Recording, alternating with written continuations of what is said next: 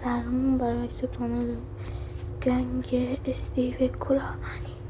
امروز کلاهانی نجور چالش اسکای بلاکه که خودتون ما نجور داریم. فعلا سعی میکنیم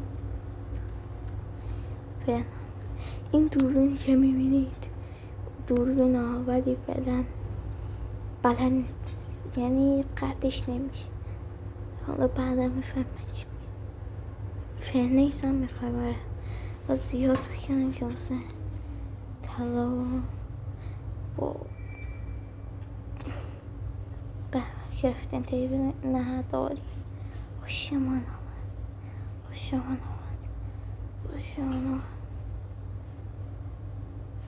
همچنین اونور میبینی که ویدیو رسیدتونه اسم دقیقشو نمیدونم، حالا عجیب.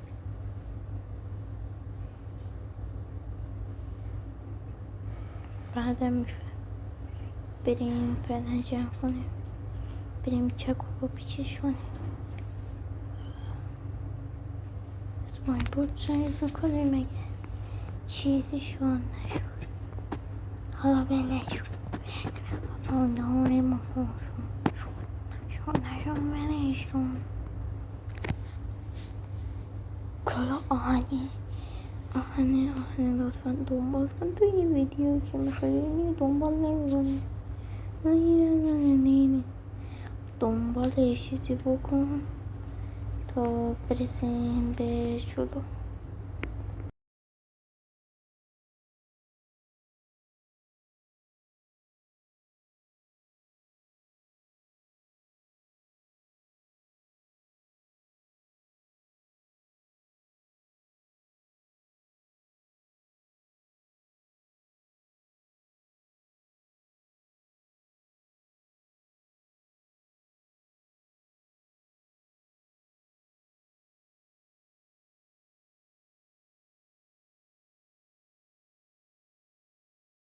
حالا میریم که ویدیو اسمشون یاد رفتم، همین الان اسمشون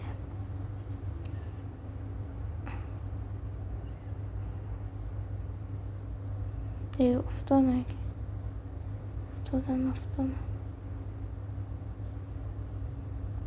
شیفت رو میگیریم بپریم بزنیم شو یا بزن خسته نباشید. درود شنوندگان عزیز که رو و همکنون یاری دادن. نه فکرم باید بریم سراغ دایمه باید کنم.